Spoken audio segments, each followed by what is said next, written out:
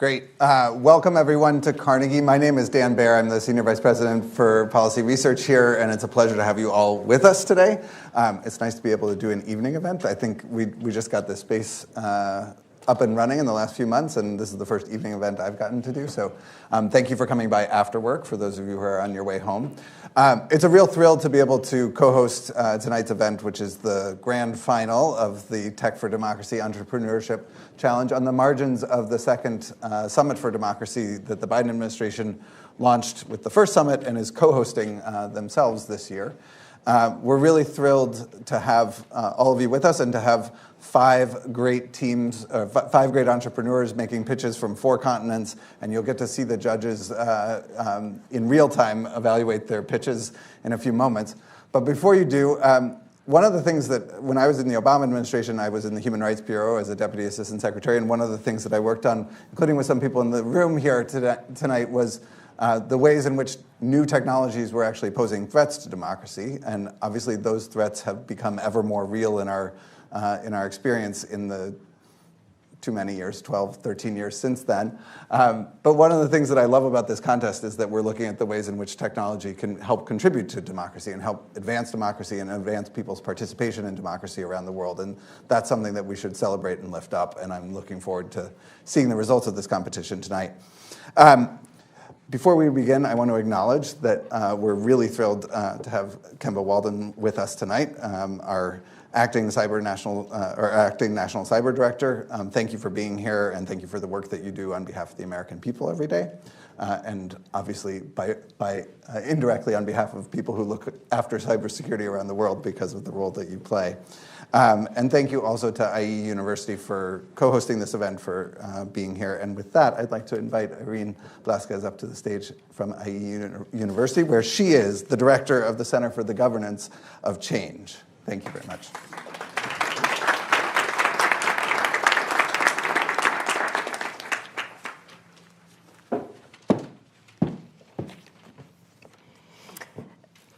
Good afternoon, everyone. On behalf of our University, Madrid, Spain, it is my great pleasure to give you a very warm welcome to this grand finale of the Tech4Democracy Global Entrepreneurship Challenge on the sidelines of the second Summit for Democracy in Washington, D.C.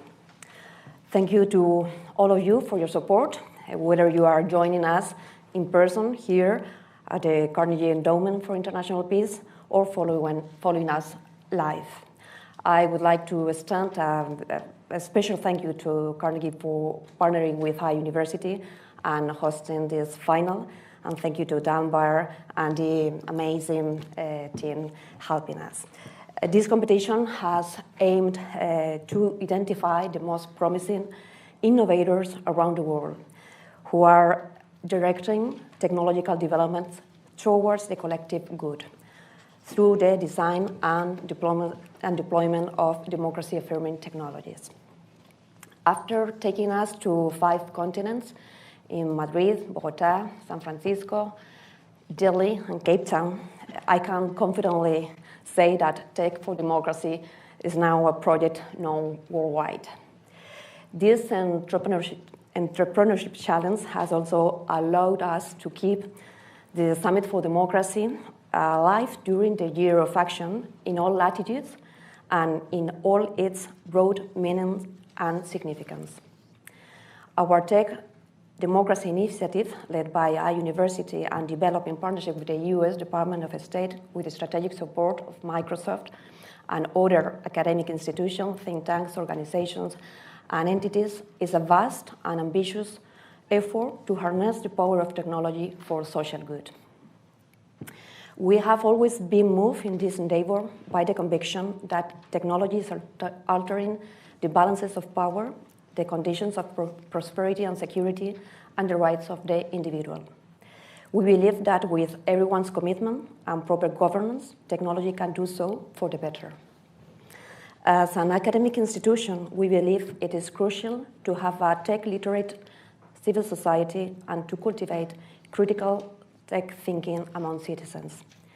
This is precisely one of the policy recommendations stemming from the report we are currently working on, Tech4Democracy, Fostering Democracy for Social Good, These recommendations will be released in the coming days. Other proposals revolve around fighting disinformation and polarization, closing the digital divide, or foster new technologies governance. Thank you for the terrific jury that will be assessing the startups, and to the competent companies that have flown from Chile, Ghana, India, or Spain. This is not the end of a journey, but for us, the beginning of a mission. Drawing inspiration from the wisdom of the Greek poet Cavaphis in his verses of Ithaca, we are reminded of the importance of the journey of Ulysses to the island in Homer's Odyssey. As you set out for Ithaca, keep Ithaca always in your mind. Arriving there is what you are destined for, but don't hurry the journey at all. Let us all strive to make the responsible management of technology and the advancement of democracy our Ithaca, and keep walking this path on a daily basis. It is an immense honor to partner with the US Department of State and receive the tremendous support of Microsoft. Thank you, Director Walden. Thank you, Emil Larsson. Thank you, Jordan Stan, and Jeannie Batans from Microsoft. And now it is my big honor to introduce Director Kemba Walden. The floor is all yours, Director.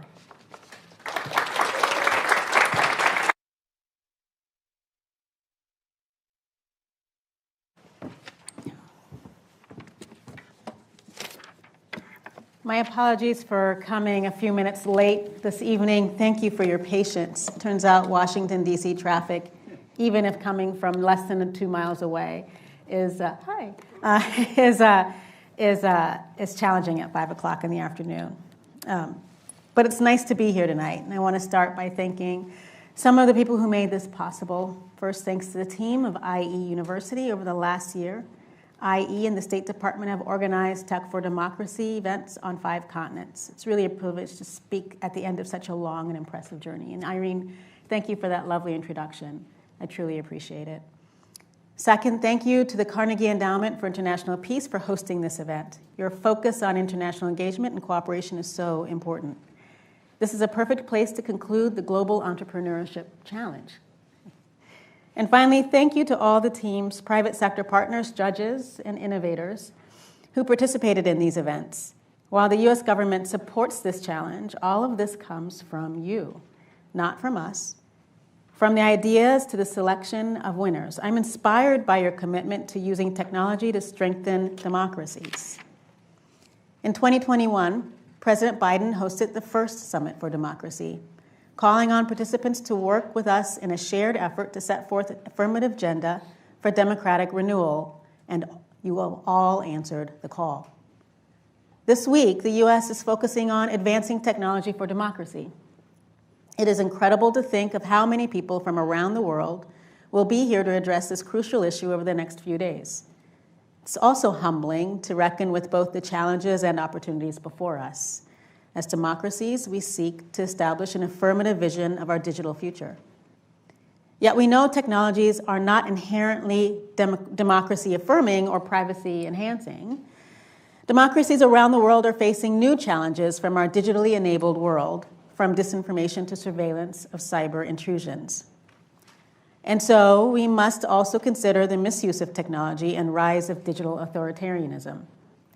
There are investments we must also make to ensure the values we hold dear are embedded in emerging technologies by design at every stage in their development. This grand challenge is the epitome of how to solve hard problems with creative, entrepreneurial minds like all of yours. Recently, the Biden-Harris administration released the president's national cybersecurity strategy.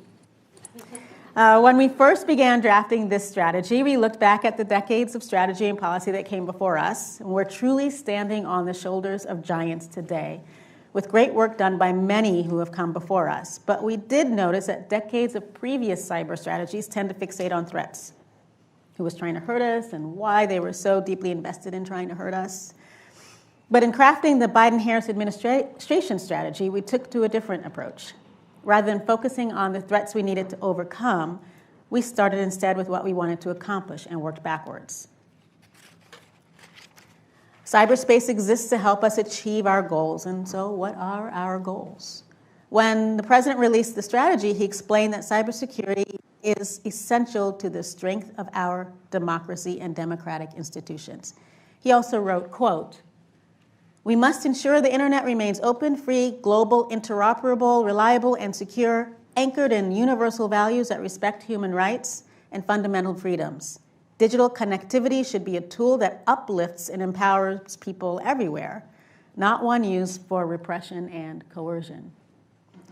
These are the themes I want to touch on tonight. We must ensure that technologies work in service of, not against, our people. Sometimes we have treated cybersecurity as something that belongs in a basement with an IT department, wholly unconnected to big concepts like democracy and prosperity. But that's wrong.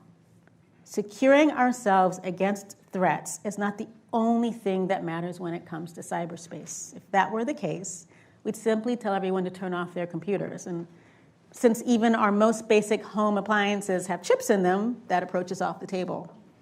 We defend cyberspace not because it's some distant terrain on which we battle our adversaries. We defend cyberspace because it is interwoven into our very lives, because we want technology to empower us. If we build a secure and resilient cyber foundation, we can pursue our boldest goals with confidence, like an internet that strengthens our democracy. In this strategy, our ultimate goal is a digital ecosystem that is more inherently defensible, resilient, and aligned with our values. And what do I mean by that? So defensible, meaning that we've tipped the advantage from attackers to defenders by designing systems where security is baked in, not bolted on. Resilience, meaning that when defenses fail, and sometimes they will, the consequences are not catastrophic, and recovery is seamless and swift. Cyber incidents shouldn't have systemic real-world impacts. And finally, we cannot ignore the way that technology shapes and is shaped by the rest of society. Technology does not itself represent a value system. It carries with it the values of its creators and operators. Technology can bring great advancement, from groundbreaking vaccines to essential services for underserved. It can help labor groups organize and bring transparency to government, but it can also be used by anti-democratic forces to suppress or misinform. We have to actively define and assert our values and the way we build our digital world. This is why the Tech4Democracy Global Entrepreneurship Challenge is so important. It seeks to inspire and cultivate technologies that advance democratic values like transparency and accountability. So, I want to repeat my thanks to everyone who was involved. Our goal is to empower efforts like this, to secure the foundations so people can build amazing tools and platforms atop them. Now, I want to talk about cybersecurity and human rights, which are inextricably linked, but not in the way that many people think. We have long operated under the false pretense that security and human rights or privacy are in opposition, that increasingly one necessarily decreased the other. In cybersecurity, that's just not true. Measures that protect security advance human rights and provide additional privacy. Here's an example. If you're browsing the internet without any security, your data could be captured by a criminal trying to get your financial information, or by a repressive regime looking to identify dissidents or censor news. Securing your data can help you protect against both. Cybersecurity allows for people to safely organize, to access information, and in some cases to share news of authoritarian repression with the outside world. Cybersecurity can create safe spaces and communications challenges for persecuted minorities. Of course, we're not there yet. And some regimes are using technology as a way to repress their populations. In some places, technology that should empower individuals is instead being used by governments to conduct unjustified surveillance on a massive scale. Authoritarian regimes are using technology as a tool of control, monitoring their populations to find critics, hindering independent media, and more. It's a really hard problem to fix. As I said earlier, technology is value neutral. We have to build it in to align with our values. One particular challenge is that we didn't design the internet with security in mind, as we designed it a long time ago. The request for comment that defined the internet protocol we used today dates from 1981. I think I was 10 years old. That's outstanding. As a result, many of the technologies and protocols that underlie the internet lack appropriate security. And that's why one effort from our strategy that I'm really excited by is to secure the foundations of the internet. And by foundations of the internet, I mean things most people don't know about, like the domain name system and the border gateway protocol. But securing these would make a huge difference. And not only would everyday internet users be much safer, but securing these technologies could help combat oppressive government censorship around the world. This is because authoritarian regimes often exploit security weaknesses in common internet technologies in their attempts to censor information and curtail freedom of expression. Because there are vulnerabilities in the foundations, authoritarian regimes can act at scale, engaging in dragnet censorship or rerouting huge volumes of internet traffic. At times, countries seeking to censor information have even caused internet disruptions around the world. Fixing those weaknesses would improve internet security, resilience, and access for vulnerable users. There's a lot of work to be done to secure the foundations, and it's not work that governments can do alone. Democracies around the world, including the US, need to do more to implement these technologies on our systems, but the private sector will also play a key role. A lot of key technology and infrastructure is privately owned. So today, I'm proud to announce that the US government is focusing on technologies that would help combat authoritarian government censorship. This is a follow-up to the State Department's prior call to the private sector to advance democracy through countering the misuse and abuse of technology. This week, the State Department and my office, the Office of the National Cyber Director, are jointly releasing a call for democracy-affirming anti-censorship technologies. That document asks the private sector to help make key technologies both more secure and harder for repressive regimes to use. Together with the private sector, we can make advances across these technologies that would help people around the world, from everyday internet users and democracies to those struggling under repressive regimes. I really do believe that we can secure the foundations of the internet in ways that provide security benefits and also make it harder to use these technologies to repress. I'm optimistic about our ability to do so because I am inspired by all of the teams participating in this grand challenge. It is incredibly encouraging to see the way you are embedding democratic values in your visions to secure digital identity, promote inclusion, bolster our elections systems, and strengthen human rights efforts. I want to close by thanking you again for the opportunity to speak this evening. I am really impressed by what I've heard of the teams that will be competing this evening. I'm looking forward to hearing the teams' presentations and learning more about their solutions. Thank you.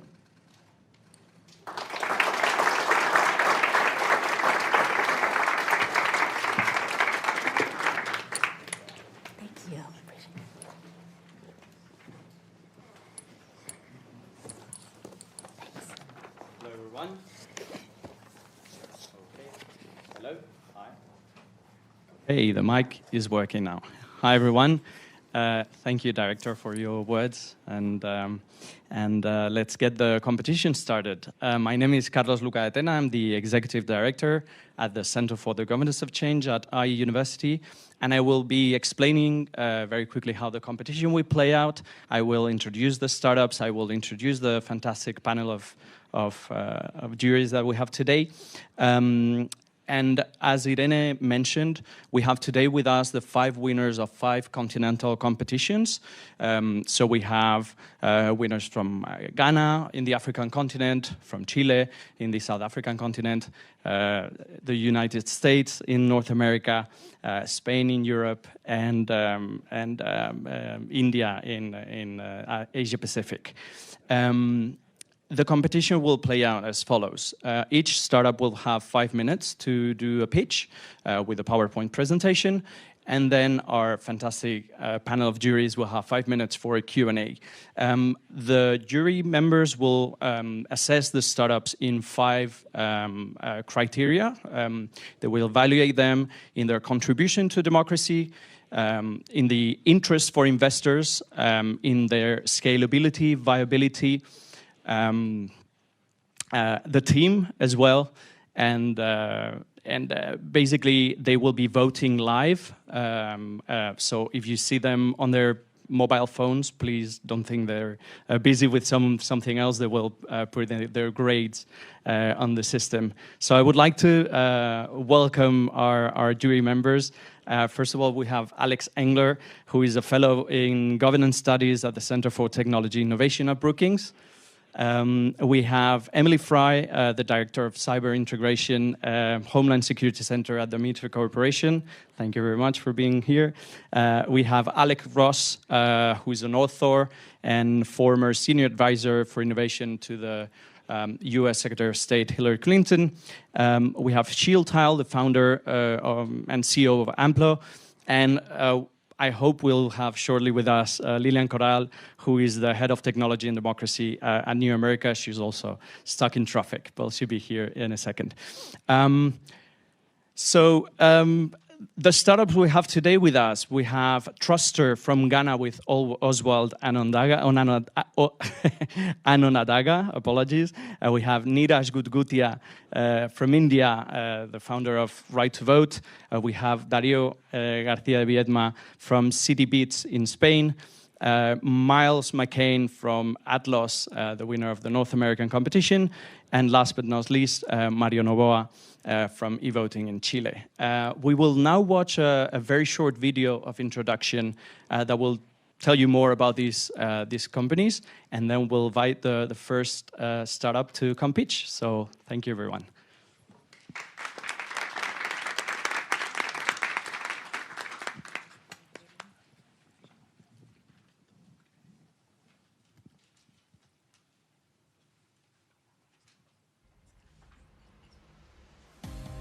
Technology is quickly altering our democracies, from the nature and distribution of power, to the way individual rights and freedoms are exercised or infringed upon, to how governments provide services to and for their people.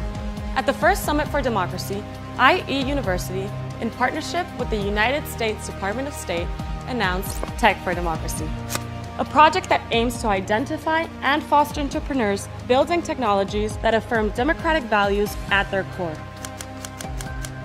and help democracies become more responsive and resilient to the technological change around them. For the last few months, IE University has been hosting startup competitions across the democratic world. This grand challenge has been scouting for the most promising innovations in domains such as leveraging data for policymaking, fighting disinformation, promoting responsible AI, government transparency, civic tech, and GovTech. Microsoft is the strategic supporter of this important initiative. More than 300 startups from 66 different countries have participated in this grand challenge. 5 of them have stood out as offering the greatest potential impact on democratic progress. Citibeats, a startup based in Spain, won the European competition. Citibeats uses artificial intelligence to transform citizens' real-time feedback into data-driven knowledge for policymakers. Their platform processes large quantities of unstructured data and turns it into actionable insights to help better understand the population's concerns in fields such as climate change, financial inclusion, natural disaster response, migration, social policy, and food security. In a world of infodemics, Citibeats helps policymakers make more informed decisions. In the South American competition, the winner was EVoting, a startup based in Chile. Atlos, a non-profit based in the United States, won the North American competition. Atlos is a platform for visual investigations used by open-source conflict researchers at Bellingcat to collaboratively catalog and verify human rights violations in Ukraine. Eyewitness media is essential to accurate and timely journalism. With Atlos, journalists and human rights researchers can preserve a granular historic record of aggression and repression, adding vivid visual evidence to the public debate. In the Asia-Pacific competition, the winner was Right to Vote, a startup based in India. Finally, in the African Venture Day, the winner was FloodGates Limited. This startup from Ghana promotes security online and citizen inclusion through their solution, Trustor.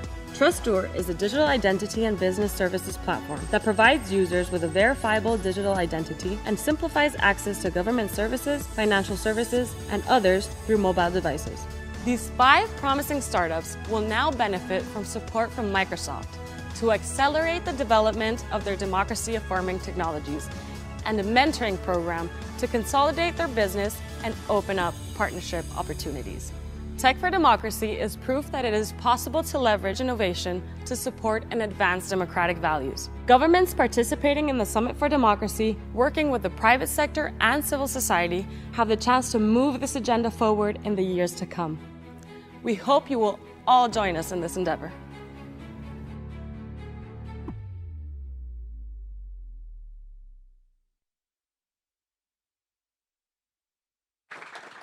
Okay, so let's get this going. I would like to invite on stage Oswald Anonadaga from Truster, the solution that FloodGates has developed. The floor is yours, and good luck.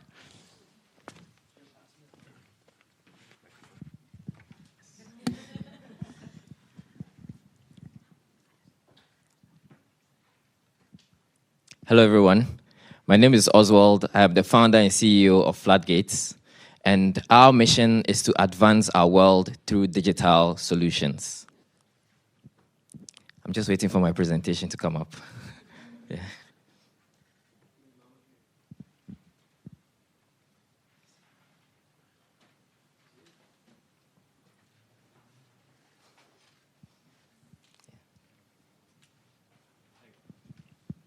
Thank you very much.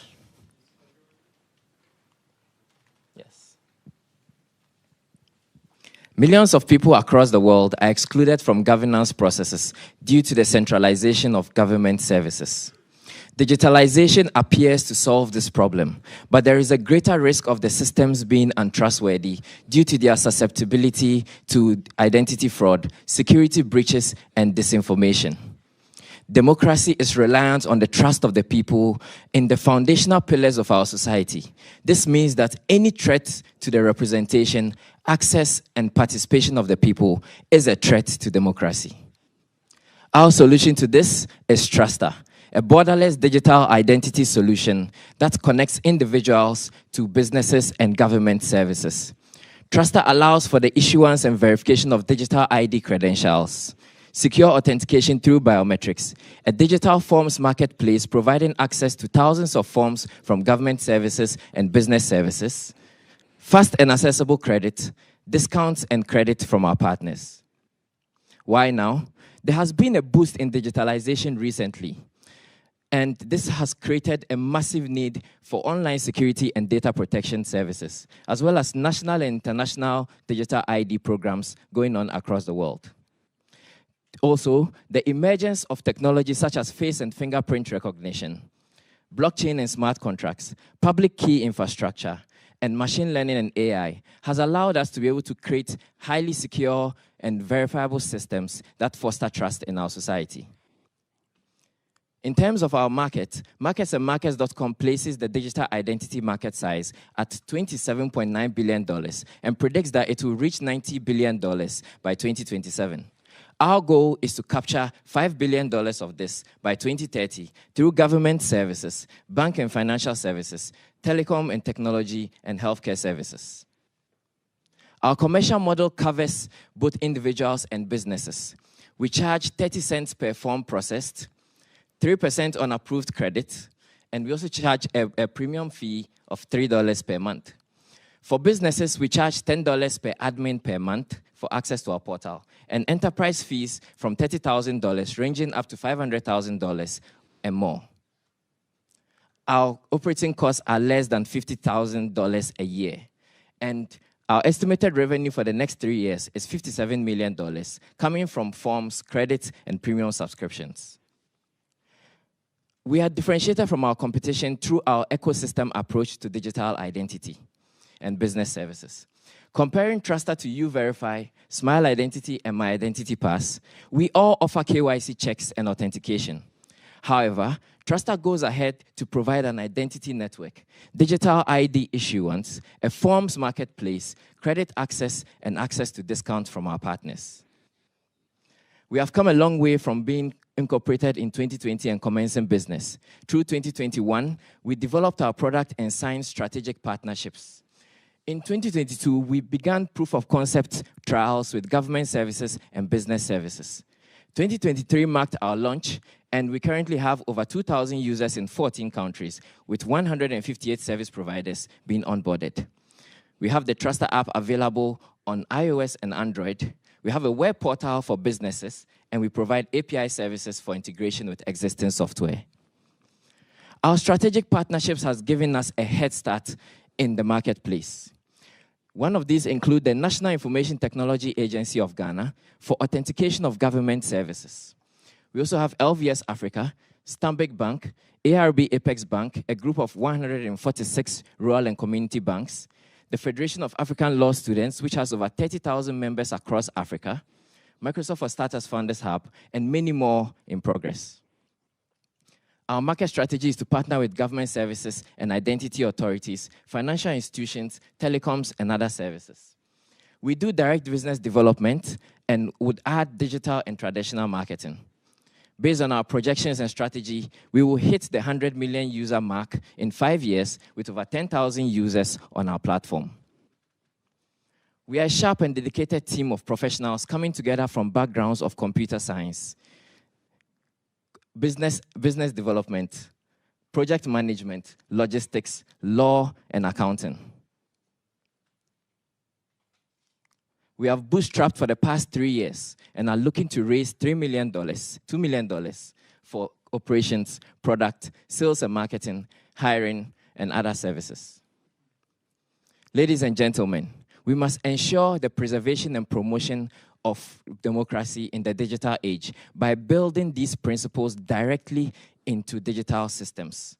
Truster will spur governments towards democratic values and stronger democracy by improving access to government services and other services, by cutting down the time for processing of application and services from weeks to minutes. Truster will also help to enforce anti-corruption and anti-exclusion rules, and finally, provide economic empowerment through access to business and financial services. Thank you very much.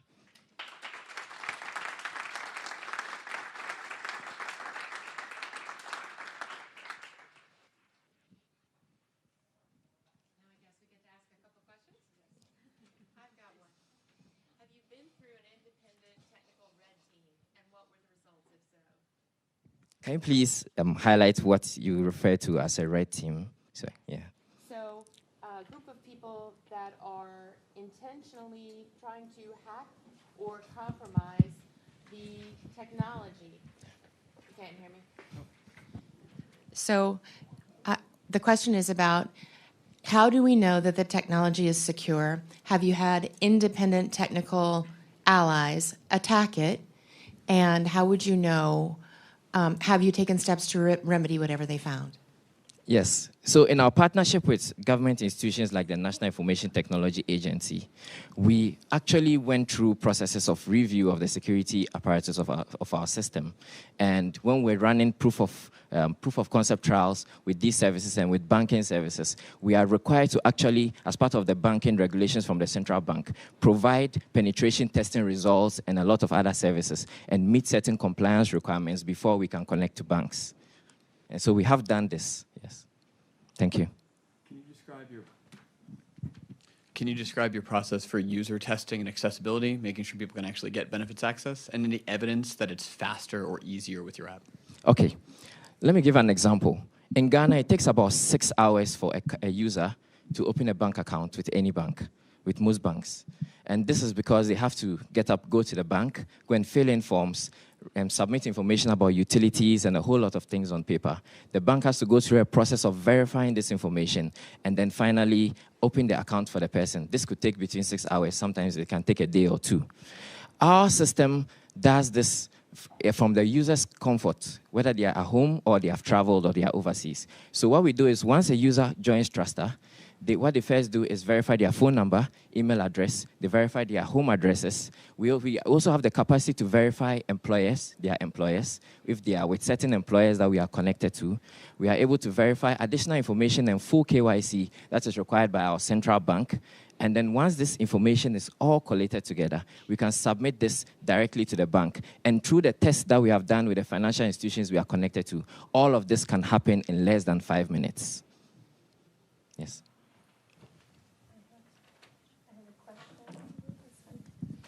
I was struck. Hi there. Congrats. Yeah, thank you. I was struck by the fact that I think you said that it costs about $50,000 to operate. Can you talk a little bit about your operating costs and how you see them increasing, keeping up with the cost of things like cyber infrastructure as you grow to be a platform for 100 million users?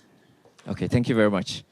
Because we've been bootstrapping, we've managed to keep our services to a minimum level. But we do have a lot of very experienced software engineers and other professionals working in a dedicated manner on our team. And hiring and cost of salaries is a large amount of that operating cost that we have. Previously, we also had a very large infrastructure cost, but since we moved to Microsoft for Startups, we've been able to cut that down because we have been able to benefit from the benefits that Microsoft has given us as well. And then thirdly is business development and running trials and then working with the users, because we built our solution to be particularly user-friendly by listening to them, listening to the various users. What do they want to access from the government? What kind of data do we need? We have connected to credit services, government services, employers. We have connected to all kinds of business services in the 3 years that we've been operating. And the work to get all these projects done in these various institutions is what cost us this much. Going forward, we believe that we will have to scale to other countries because we have users in other countries, but they use international services on our platform. They don't use local services on our platform. Our local services are currently within Ghana, and we would want to expand, look at business development, cybersecurity rules, regulatory rules that are there, and in different countries, and be able to make sure that we meet all of these services and provide a wonderful experience for users and connect them to as many services as possible within their countries as well. So we anticipate that our costs are going to rise, and this is why we are raising $2 million to be able to cover most of these costs to operate from a position where we can provide comfort to the users, security of users' data, amongst other things. So my question is around go-to-market. I think what you're doing is really interesting. I think the fact that you're in 14 countries is exciting, but also a little nervous. Makes me a little nervous. So how are you thinking about where to start, which countries to go after first, which sectors to go after? Okay, thank you very much. Government services is really important to us because we personally experience how difficult it is. In Africa, for example, most government institutions do not have digital services. And so to be able to access a government service, you need to travel to where the location and then access it. This makes it difficult for people who don't live within the capital to access the services at all. For people who even need to claim their social security benefits and pensions, at the end of the day, they need to travel from different parts of the country to come to the city, Accra, to be able to access these services. And so we look at the major pain points and the scale of those pain points. For a population of about 35 million people in Ghana, government services being provided to this population size is a huge pain point for many people. We've also looked at financial services and credit as well. In Ghana, we assess loans at 35 to 40%, sometimes more per annum, which is a very huge number. Most of it is due to the lack of identity information and huge risk of giving out this credit. And so once we solved the problem of identity, we went quickly to solve the issue of assessing credit. Because once you've performed all of this verification, employment, your phone number, your addressing, and other information, it's easy for us to submit that to a credit institution on your behalf to allow for you to access credit from them. So this is the way in which we choose what problems we are solving and the kind of issues that we are dealing with as we scale. In terms of us going to 14 countries, we met with the Federation of African Law Students that has over 30 members in about 33 countries. And they were looking for a solution that allows them to have their members in different countries. Africa has about 55 countries to register in a singular manner, verify the identities of the people in the various countries where they live, and be able to collate all of their information in one place. And Truster is the solution that managed to help them to do this and connect people from across the world with verifiable identity that was interoperable in all of these countries. And now, because of that, they are able to access these services. So working with institutions of this nature, and we are looking to work with the African Continental Free Trade Area and also the Free Movement of Persons Protocol, which is being ratified to allow people to use their credentials in one country, in other countries as well. We are working with these international organizations to be able to scale rapidly as well. So that's a bit about our strategy. Thank you very much. Thank you as well. Thanks very much. I would like to invite on stage Neeraj Gutgutia, the co-founder of Right to Vote, which is a mobile-based voting platform that allows organizations to create and manage elections using biometric information. The floor is yours.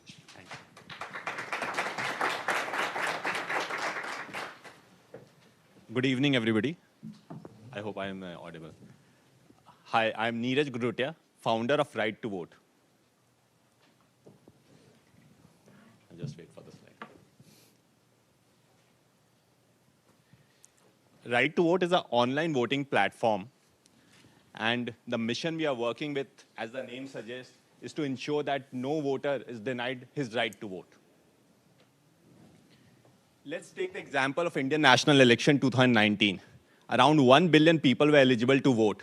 Around $5 billion were spent on the election, around $5 per person. 11 million officials were deployed in election management. 1 million polling booths were created. Still 33% of the people were denied their right to vote. And national election is not the only election. There are 10 million plus elections happening in a country like India every year. This is across colleges, clubs, housing societies, associations, NGOs, unions, etc. The total market is more than $3 billion. The biggest problem with the current offline voting system is that a voter has to travel to the booth to vote. He has to stand in a queue and be physically present there to vote. With Right to Vote, voter can vote. With our Right to Vote online voting system, a voter can vote from anywhere within seconds, directly from his mobile. This not only increases the voter turnout, but it substantially reduces the cost. The cost saving is minimum 90%, time saving 90%, human effort saving 99%, 100% security, full authentication, and result counting is automatic and instant. In our platform, we have 1,600 different combinations of election possible. We have 7 patents filed, and we have features like for security and authentication, we have Aadhaar-based authentication with biometrics like fingerprint, iris, and face scan. We have transparency features like audit trail and voter selfie. We can do complex elections like single transferable voting system, which is used in President of India election, Bar Council election, Lions Club election. And the best part is the platform is very easy to use. So even an illiterate can vote on our platform without any problem. Our platform has been tested, certified, and approved by Government of India. Ministry of Information Technology and Ministry of Corporate Affairs both have approved our platform. Coming to viability and scalability. In 21-22, we did 1,500 elections, and all these elections paid for and independently profitable. And all this we achieved with 0 ad spend. This year, we would be doing double that, around 3,000 elections. Our turnover in 21-22 was 150,000 USD, and net profit was 37,500 USD. This year, we would be doubling that. Our client list includes marquee clients like International Solar Alliance, which is an alliance of 160 countries, PwC, ENY, KPMG, Tata Group, Godrej Group, unions of Indian Oil, Air India, Lions Club, Rotary Club, etc. So why investors should be interested? First of all, India is the biggest democracy of the world. It's a big market with 1.4 billion people. The market size is more than $3 billion. We have experienced and pedigreed founders. It's the most feature-rich platform in the world, tested and certified by government. Already, clients are using it. The traction is there. And the best part is we are already PAT positive. We are looking to raise $4 million and offering 20% stake. The amount would be used for more team building, international certifications and patents, and for business development. I'm the founder and CEO. I have more than 20 years of experience working with companies like Reliance, ICICI Bank, and Hiranandani Group. Neha is our tech lead, who has worked with Oracle and iFlex on banking software. She's an expert in online transaction, authentication, and security, and that is what she has built into Right to Vote. We have a 12-people team, mostly techies, and 50% diversity. We have been accelerated by likes of Facebook, NASCOM, Village Capital, awarded by IIT Bombay, IIM Calcutta. We have been extensively covered by media. This is an equipment, a digital voting equipment that we created for Maharashtra State Election Commission with Aadhaar-based biometric authentication. This same instrument, and now we are offering to Eswatini government in Africa for their national elections. Before I conclude, one request for everybody in this room. Sri Lanka, as you know, Sri Lanka recently got bankrupt, and because of which they had to postpone their election. We have offered to do their election at 1/4 the cost. We can do the same for any country in the world. So if you want us to help your country government to reduce the cost and increase voter turnout, please connect us to the right people in the organization. Thank you.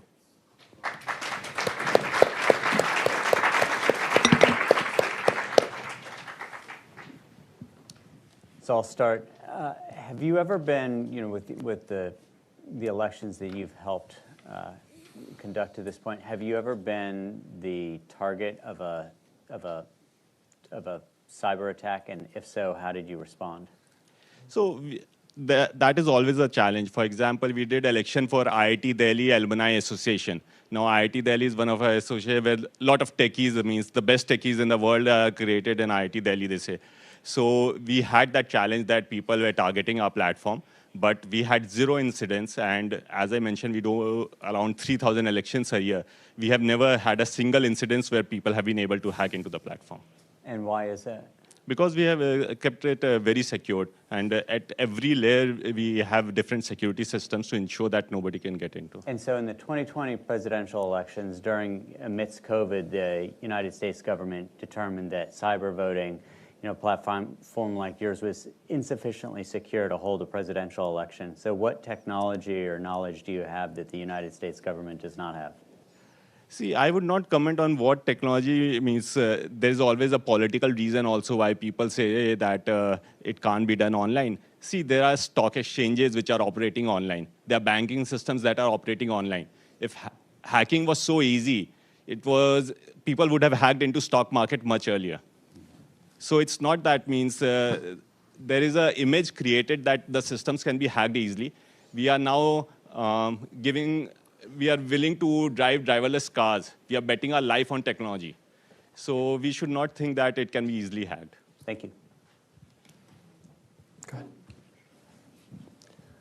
Accessibility in elections is also an issue here. If you build many security features like two-factor authentication, like facial analysis, or the things that require a smartphone, you could also prevent people from getting access. How have you ensured that while maintaining security, it's also easy to use and accessible in especially democratic elections? Yeah, so I understand that is the issue. So as a first stage, the equipment we showed, we had created for Maharashtra State Election Commission, where we are providing those equipment in the booths. So people who are not able to vote directly from their mobile, they can come to the booth and vote. And there they are being provided all the biometric verification and all that. So it would be a gradual phase.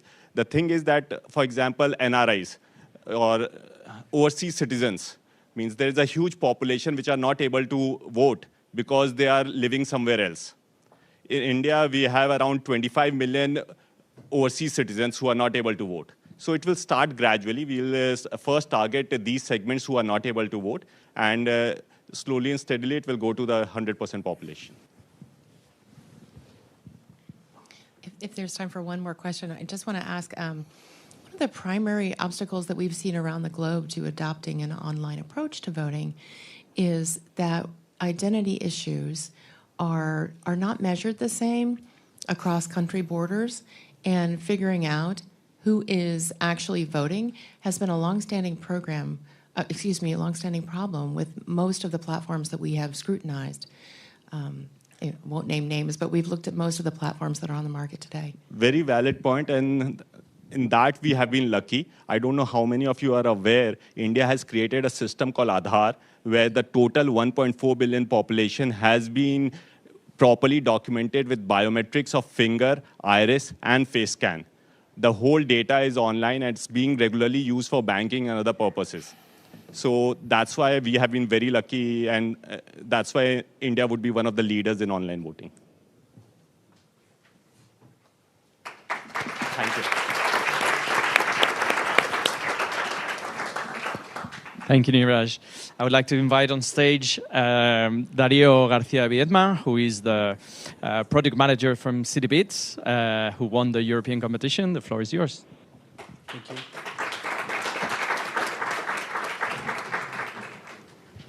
Hello, Washington, D.C. My name is Darío García de Viedma, and I will start by sharing a personal story.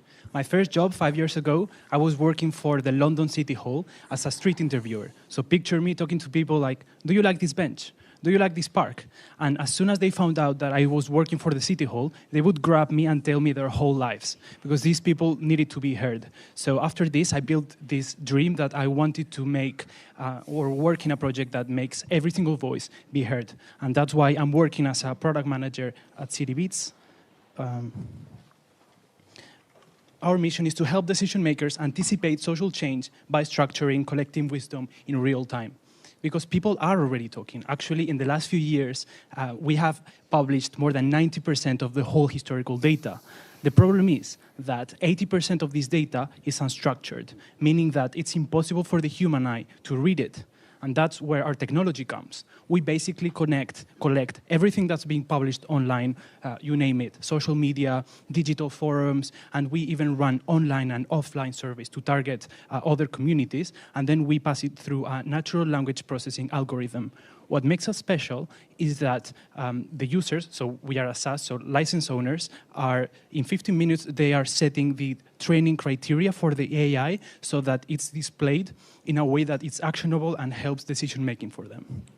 So we already have a tool for democracy that has an impact in over 90 countries and 1.1 billion euros of budgets. So these institutions, you might be familiar here in DC, most of them, are already finding value and recommending us to each other as well. So all of us at Citibeats are super proud of the impact we are having. For example, the Inter-American Development Bank is looking at what citizens in 26 countries of Latin America care about, what they need. They are evaluating the impact of public policy so that they can respond in real time. And actually, they won a $300 million grant because they had this capability for sustainable investment in the Amazon. Then we're also working with WHO and the World Bank since this pandemic started in identifying misinformation trends, also why people are not getting vaccinated. Is it because they don't want to, and then why? Is it because they cannot, and then what are the accessibility problems? And many other institutions are measuring the impact of their operations. So we think that when you are a tool to help institutions save lives or fundraise or measure their impact, you really have a very good product market fit. So we are already very profitable, and for 2024, we are expecting to be invoicing 7 million euros. Although in 2 years we're planning to multiply our revenue by 7, our cost increase will be very marginal because we've already done the massive investment of building the data infrastructure, the deployment to 90 countries, etc. So we will be increasing our gross margin of 80% even more. We here know that the logos that I showed before are kind of the early adopters, but everyone in the public sector will be needing to listen to people's voices, which is why the AI market for democracy will increase to 49 billion by 2028.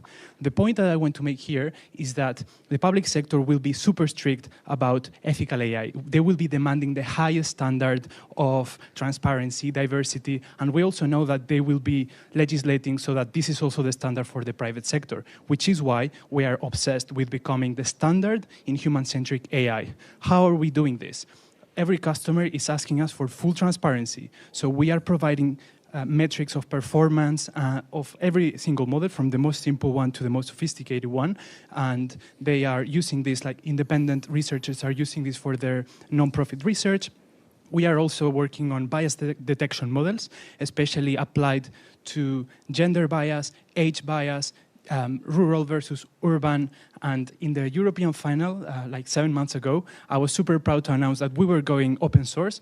And today, in the global final, I'm saying that we have an ethical AI community in which citizens and data scientists from everywhere in the world are working with our algorithms because they are so passionate about them, like us, to make them closer to their local communities in Lebanon, South Sudan, Jamaica, Pakistan, many, many countries. And we are also the first AI startup that is complying with the EU Ethical European Union, Artificial Intelligence Act. So talking of passion, we are a team of 30 Citibeaters between Barcelona and DC from 10 different nationalities. Like diversity is our greatest strength. We also, like I'm a political scientist, we have data scientists, software engineers, philosophers, mathematicians, and we are also super passionate and skilled. Many thank you.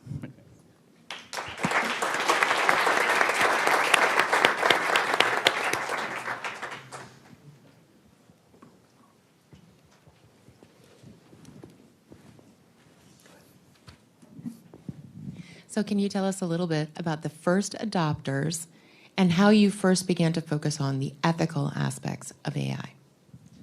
Yeah, of course. So at the beginning, we saw that there was not so much capability on using AI tools. So they were a bit reliant on consultancy, also because of their buying process. But then as soon as they started seeing the value, they started hiring analysts and including AI metrics into their decision making. And now they are buying SaaS, which is why we transitioned into a SaaS model that we are in currently. And how we got into AI, into ethical AI, it's because we saw that for startups like us, you really need to be a pioneer in this conversation. Otherwise, as soon as the market changes or the law changes, you will be left behind. So we saw that it was super important to pioneer and to build a community in this in order to keep in this market. You touted yourself as an ethical AI company. Can you give an example of a time when something was generated which you determined was unethical and therefore repressed by the algorithm or by the humans behind the algorithm? Well, we have an ethical code, and I'm super proud that all of us participated in building it. Even myself, when I was an intern 3 years ago, I even put my word into it. And so we don't sell to political parties, electoral parties, or law enforcement. So that side is already covered. And for the development institutions, we don't know exactly all the policy that they are taking with our tool, but we talk regularly to them and we understand their pain points, and we are aware that they are aligned with our vision of democracy. And so, I'm sorry, you're firewalled off from another part of the team that determines who and what is ethical? No, all of us are aligned on what's ethical. No, but who decides what is ethical and what is unethical? That's a question for centuries, but in our company, in Citibeats, we had all got together like employees and agreed on where to sell and where not to sell. So it's based on, so you're ethical because of who you sell to and who you don't sell to? Well, that's one of the points. The other point is how we treat data. For example, like auditing data, we are open source, so we are fully transparent of how we do. So the things that I presented previously. You talk about your go-to-market strategy a bit more. You mentioned you're focused mostly on development institutions. So where will you see the growth in the use of the product within those institutions, or who else? And then how many users do you currently have, and are you seeking to grow to? Yeah, we currently know that we have a product market fit in multilateral institutions, and that's where we are planning to grow. But we are also doing market research and are already having early adopters within the private sector. So we are doing some tweaks to our product so that it also works to the private sector, who has a bit more flexible questions. They change their questions more often. So that's how we are planning on expanding to the private sector. And we know that we'll also get a lot of traction there. And regarding the users, I'm not too sure of the exact figure, but we have like 200, 300 licenses sold that are being used. I'm curious, who are your main competitors? Without saying names, we have two branches: social listening institutions, and they are very targeted towards marketing and looking at how people talk about a brand, and they don't have the machine learning models that we have to understand contextual knowledge. And from the other side, we have surveys that many institutions are still relying on, but obviously they are more time consuming, more expensive, and they offer a photo instead of a video of like public opinion.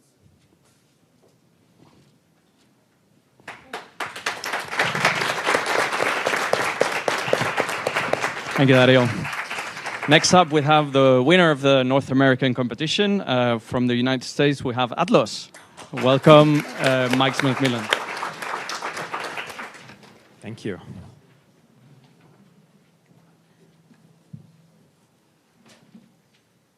Anyone can post evidence of a war crime online. Last February, we watched on TikTok and Twitter as Russia mobilized and invaded Ukraine. In China, Russia, and everywhere without a free press, eyewitness media has become central to accurate and timely journalism because traditional on-the-ground reporting techniques can be unsafe. Today, visual journalism often starts out on social media platforms like Telegram, where citizens post eyewitness imagery. Then, journalists and investigators catalog and verify that media in spreadsheets, on Discord and Twitter, and even in Google Docs.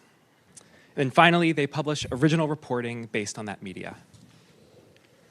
The problem is that these tools were not built for visual investigations. Spreadsheets and other state-of-the-art tools simply don't scale to large projects with dozens of investigators and thousands of videos. These tools don't provide structure to large investigations. They don't provide space for deliberation, and they can't handle the unique safety constraints of highly graphic content. Enter Atlos, an open source platform purpose-built for ambitious, high-impact visual investigations. At its core, Atlos is a collaborative workspace for visual journalism. Ooh, that doesn't look great. I promise it looks very nice in person. We enforce process, we provide space for deliberation, and we implement industry-standard best practices around safety by default. Atlos empowers investigators to create an organized, easily searchable catalog of incidents. We help investigators structure data with attributes on every incident that describe what happened, where it happened, and when it happened. And in the background, we robustly archive all source material, so investigators never have to worry about losing crucial evidence. And while Atlos enforces process and structure, it also promotes deliberation in a way that Google Sheets never can. Every incident has a feed where researchers can leave comments, tag each other, and discuss the details of specific events. And when a researcher edits an incident's data, we track those changes in the feed, so the whole research team has a clear record of the investigative process. So how does Atlos compare to other tools used in the field? Well, while some products offer databases and others offer collaboration features, the Atlos platform integrates both. And with features like geospatial search and automatic media archival, Atlos really is the perfect tool for visual journalism. Atlos is a nonprofit. Our mission is to support groundbreaking visual journalism. And so to that end, we plan to offer a freemium model available to almost any investigator around the world. With this model, we hope to support an enthusiastic community of independent investigators already verifying media online. We also want to be a self-sustaining organization, and there's a lot of very important investigative work happening at larger teams. So we plan to piloting a subscription model for larger NGOs and newsrooms. And in the long term, we imagine a broad, almost Wikipedia-like commons of verified geolocated media. Online investigators are already creating a granular historical record one photo at a time, and we imagine Atlos as a home for this effort. This model already has traction. Bellingcat, the prolific open source journalism group, is actively using Atlos and paying for it. Our costs are also extremely low. We're very, very lucky to have pro bono legal support and product donations, but our costs would be less than $100,000 per year, even without that support. And our costs are so low in part because we are a very small and nimble team. It is just Noah pictured here and me. But we've had a big impact. Atlos powers vital investigations right now. For example, Atlos powers the largest public investigation into civilian harm in Ukraine by Bellingcat. And each of the blue dots you see here is a real confirmed geolocation of civilian harm on Atlos. Journalists, human rights investigators, and volunteers are creating a granular historical record of Russian aggression, Chinese repression, and so much more, adding vivid visual evidence to the public discourse. With Atlos, their work will scale. To quote Giancarlo Fiorella, a Bellingcat investigator, Atlos is a game changer. Thank you.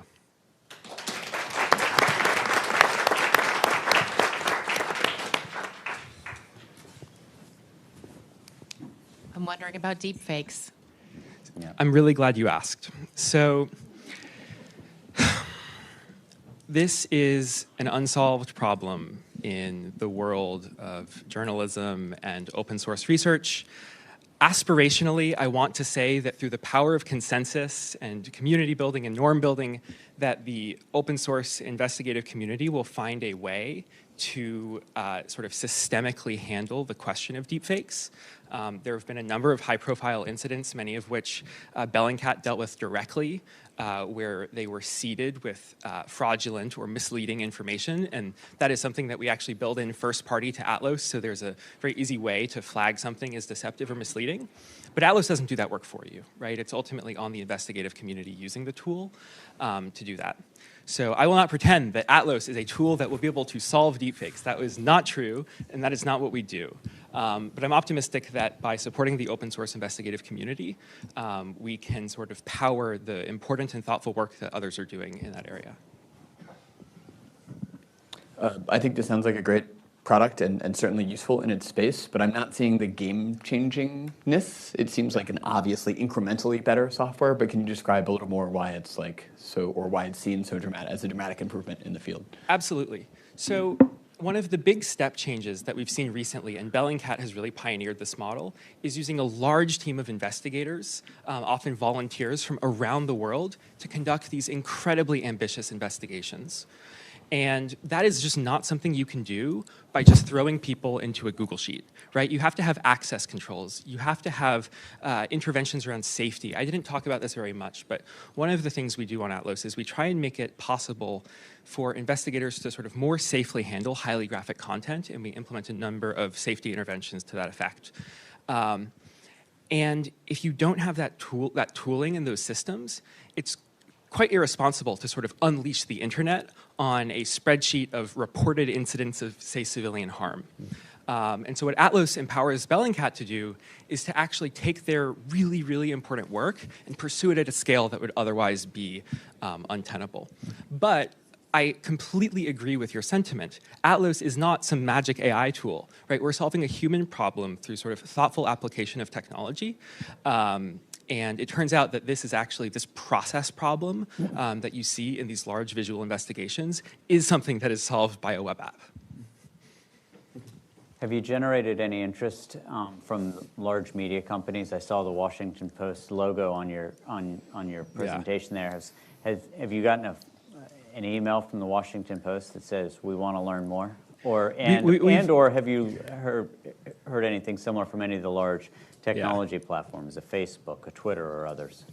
So, great question. At this point, we have spoken with the visual investigations team at pretty much every major newsroom, often many people in those teams. We're initially prioritizing working with the sort of open source community, so starting with Bellingcat. But we are absolutely planning on heading in that direction because it turns out that these large newsrooms have a lot of the same problems that these open source investigatory organizations have. Actually, the main thing that is holding us back right there is that we want to have a formal independent security audit before we start adopting organizations that may have different threat models than Bellingcat. Our approach to security is both technical and based around policy. We try to sort of thoughtfully communicate risk and the inherent risk involved in using all tools. And so one of the things that we need to do before we take on an organization that is potentially not handling open source data, unlike Bellingcat, is go through a formal independent security audit, have recurring red team exercises, and so on, and make sure that sort of our threat model and this level of security that we can provide accurately aligns with the needs of those organizations.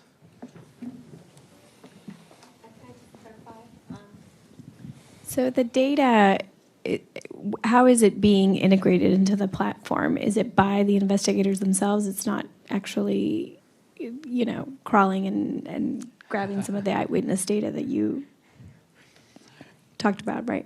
So this is a great question because it also points to our approach to copyright and legal liability, which is something we think a lot about. The core data, the attributes that I wish I could have shown you, but the PowerPoint, I think the saturation was a little high, so you didn't get to see the platform. That data is entered by the investigators through a sort of consensus-based process. We do a number of automated tasks specifically around media archival to ensure sort of robust preservation of that media, and we do that automatically. In the longer term, we want to take a number of steps to enhance that information by, for example, extracting features from the images and doing more complex indexing.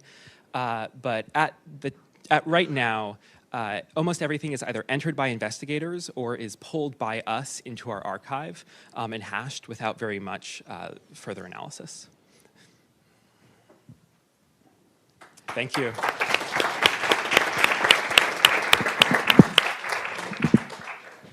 Thank you, Miles.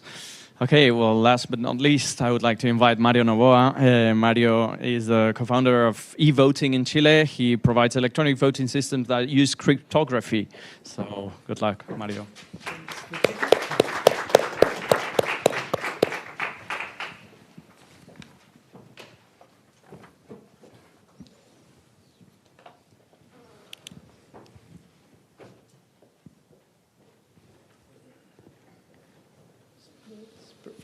So, good afternoon, everybody.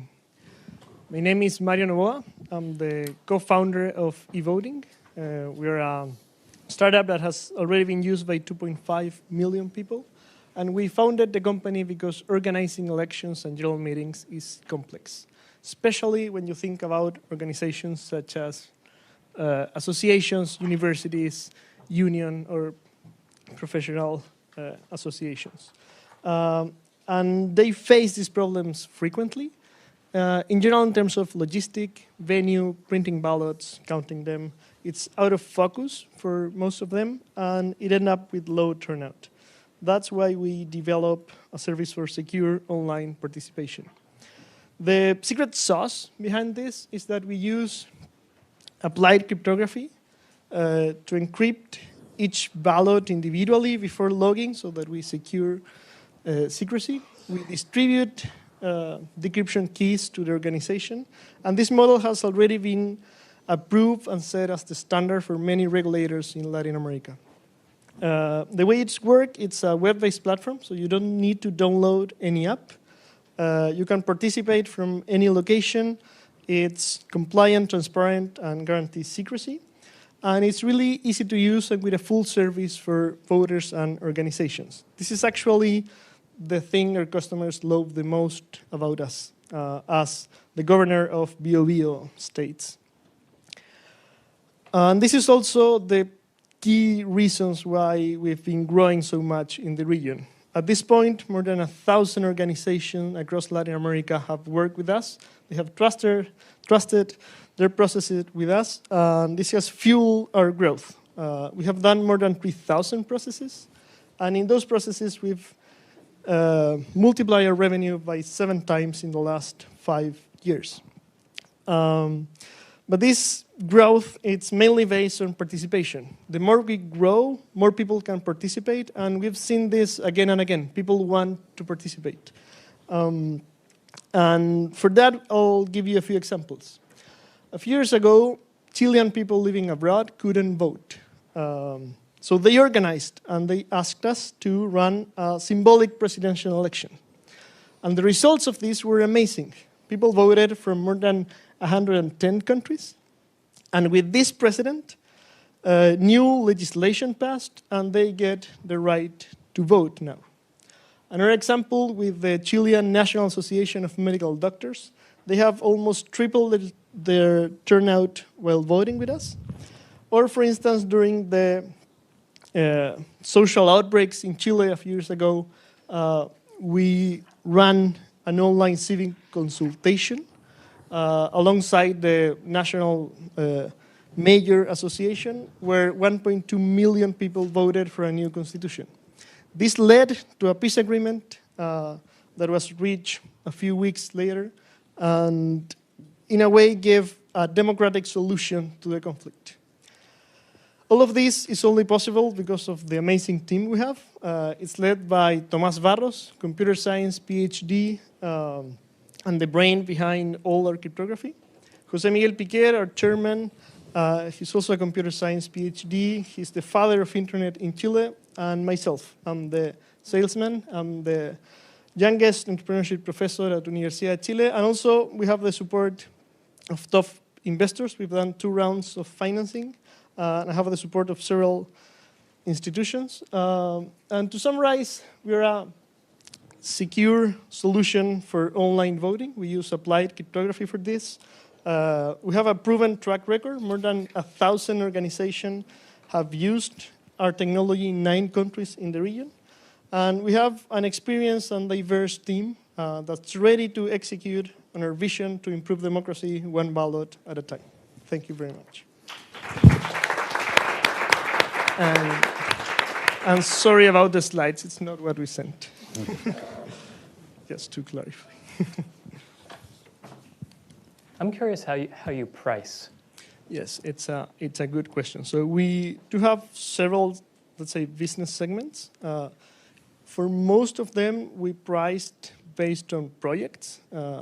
We do then for some, because most associations, for instance, votes only once every 2 years, let's say. So we do a project-based contract with them.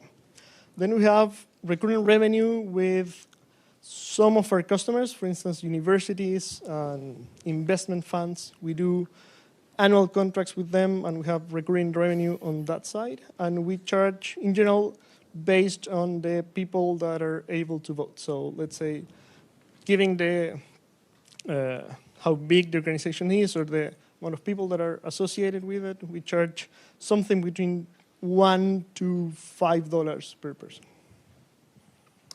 I'll ask a question I asked previously to one of the other voting Yes. companies. Have you ever been cyber attacked? And if so, what happened?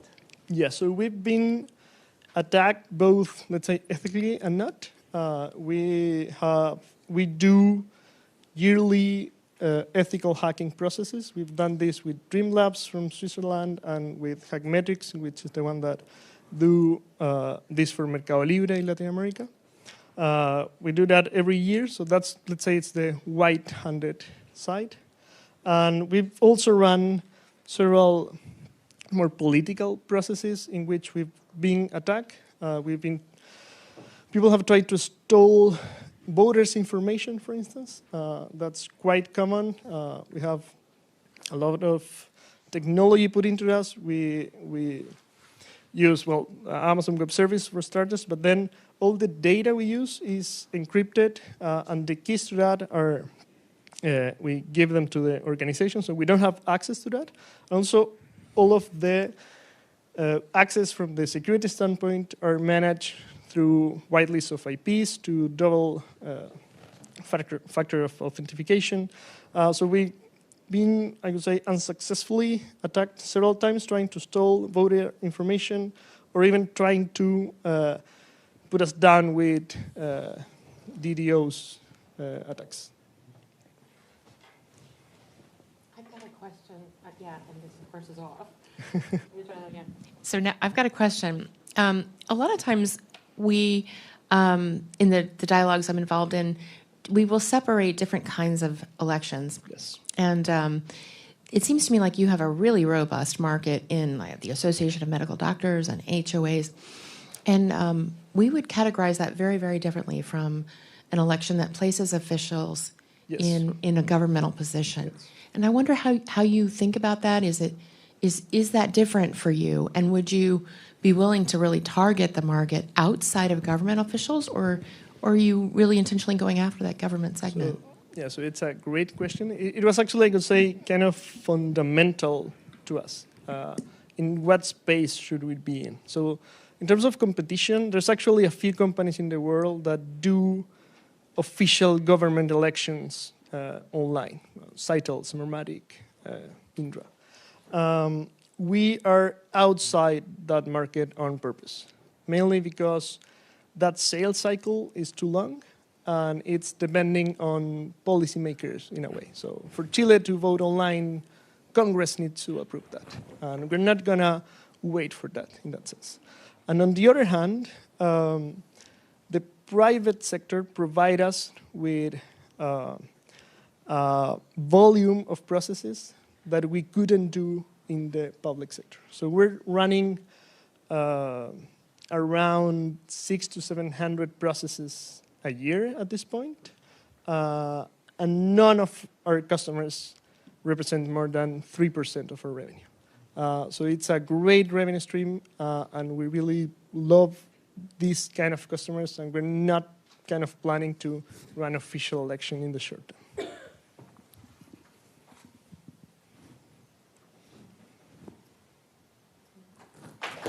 Thank you very much.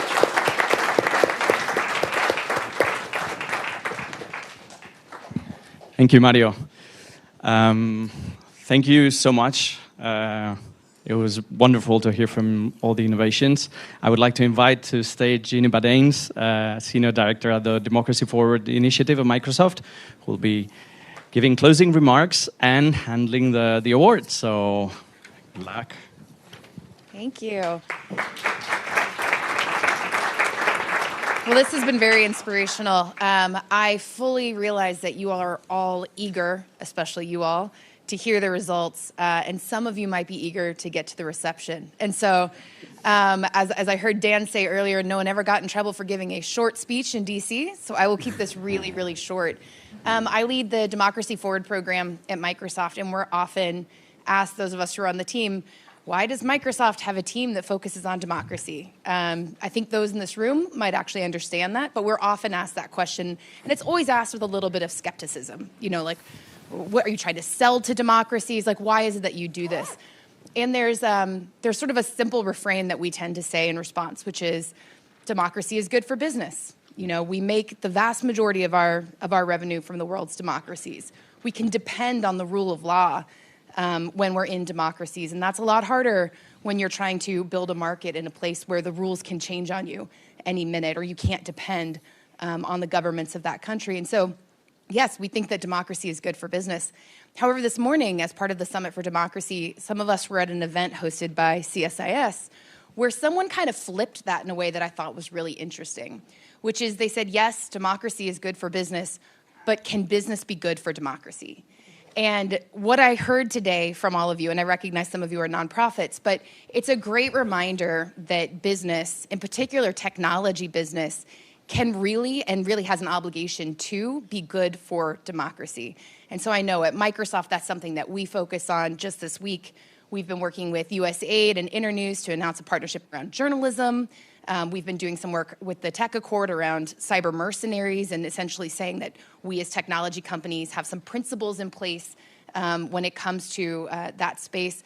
And so we are doing our part, I think, to contribute to it. We're always open to feedback and suggestions, but mostly we're inspired by people like you who are foundationally considering the role of business, particularly technology, in forming and improving democracy. So just want to say thank you, congratulations, and are we ready? I mean, I can keep going. I got more material, but y'all tell me. 10 more minutes. 10 more minutes? I don't know that I have that. Okay, all right, we are ready.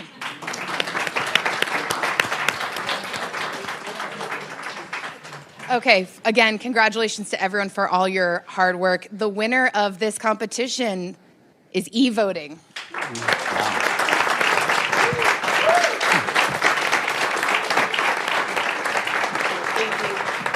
Congratulations. Congrats. Congratulations. Great job. There you go. One more round of applause.